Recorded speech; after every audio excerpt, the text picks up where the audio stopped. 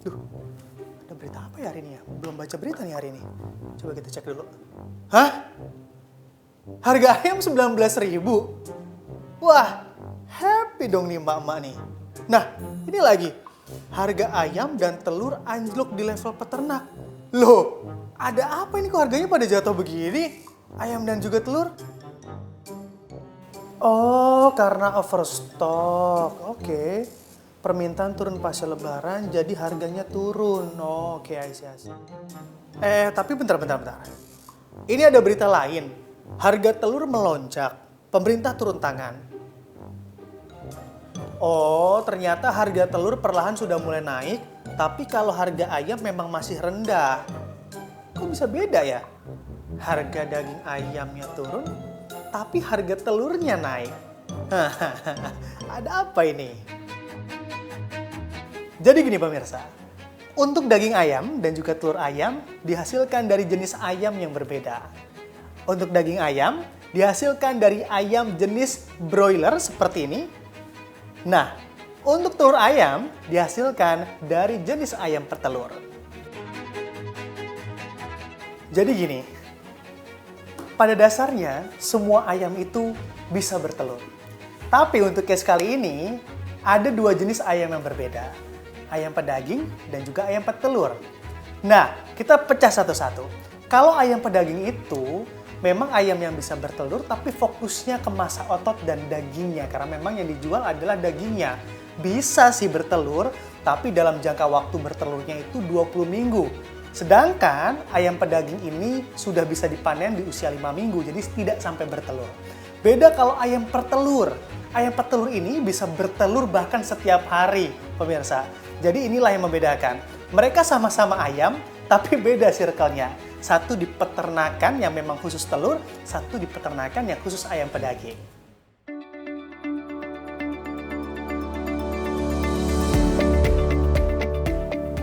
Dari pantauan tim CNBC Indonesia, rendahnya harga ayam di tingkat peternak tidak sepenuhnya dirasakan oleh konsumen.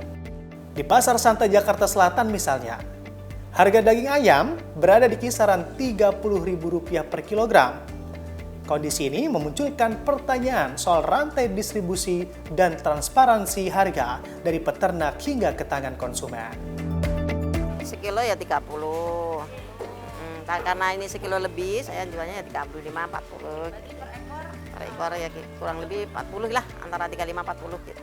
Lebaran sampai 45. Pokoknya saya jualnya tinggal besar kecilnya ayam deh Mbak gitu. Kan beratnya. Ya masih ada. Masih banyak permintaannya. Ya. Masih banyak yang beli juga. Ya kalau sini mah sistem langganan sih Mbak ya.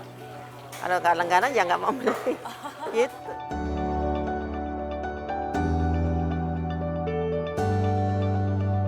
Sekretaris Jenderal Gabungan Organisasi Peternak Ayam Nasional Sugeng Wahyudi menyoroti harga ayam yang masih mahal sampai tangan konsumen, padahal di tingkat peternak ayam sedang murah.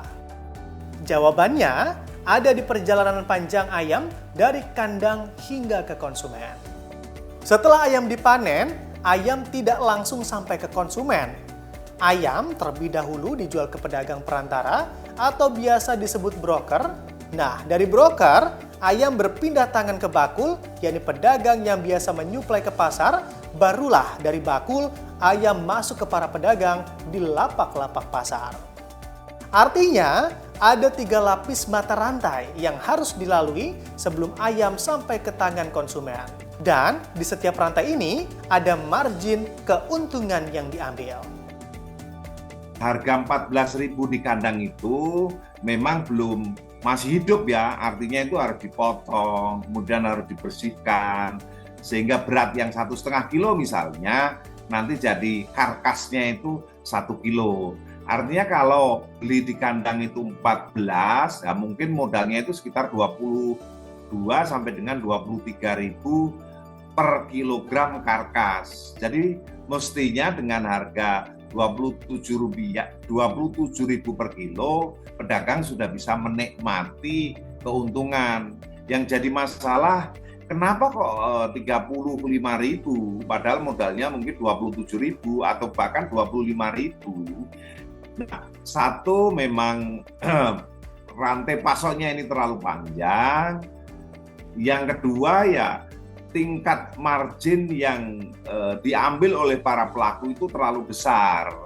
Tetapi pengamatan saya di daerah Bogor sini, Mbak, jadi terendah kemarin itu karkas yang di pinggir-pinggir jalan itu, pasar bestek itu kisarannya antara 25.000 sampai dengan 27.000. Artinya apa? Dengan menjual 25.000 sampai dengan 27.000 itu pedagang sudah mendapatkan keuntungan. Jadi mestinya tidak sampai ke 30 apalagi 35.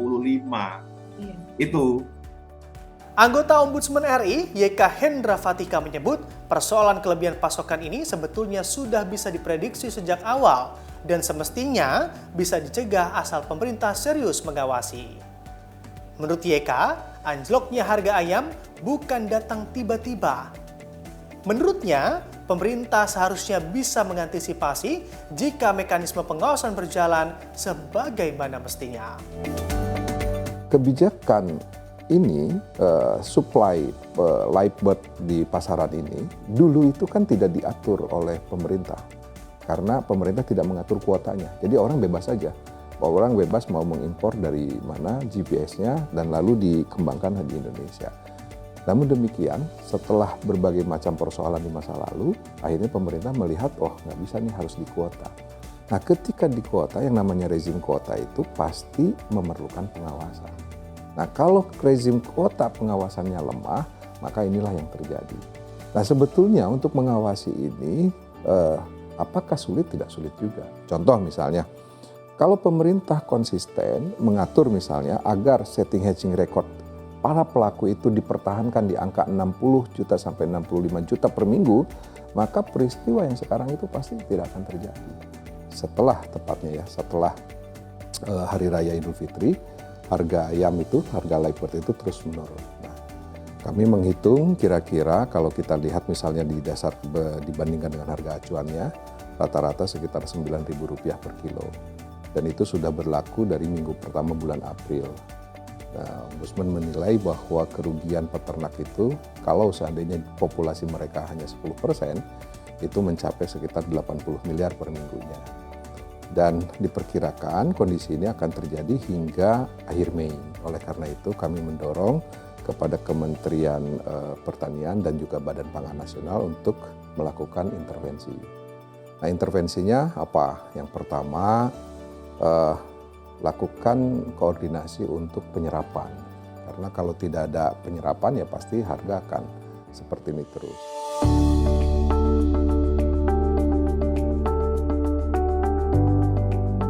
Selain karena kelebihan pasokan, program makan bergizi gratis juga menjadi sorotan.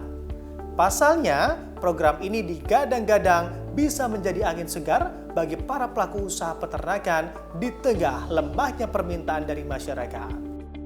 Para pelaku usaha unggas telah mempersiapkan produksi sejak Agustus 2024 untuk mendukung program makan bergizi gratis pemerintah, namun penyerapan ayam melalui program ini ternyata tidak sesuai harapan.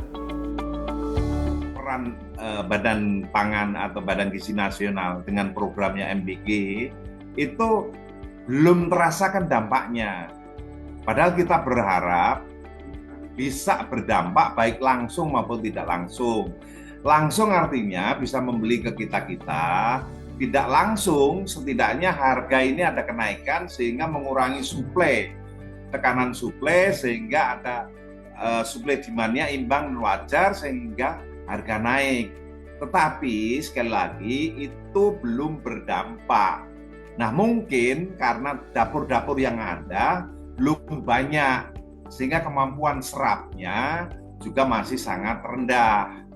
Dan informasi yang kami terima dari MBG itu juga sangat-sangat minim. Artinya kita harus mau mencari informasi terkait dengan program-program yang dijalankan oleh pemerintah terkait dengan makan bergizi gratis itu.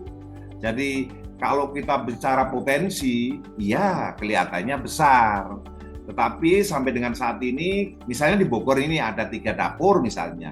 Nah 3 dapur itu dalam seminggu kan nggak ayam terus tuh, seminggu paling 2 kali. keperluannya paling 600 kilo. Kalau 3 dapur berarti ya kira-kira kurang dari 2 ton.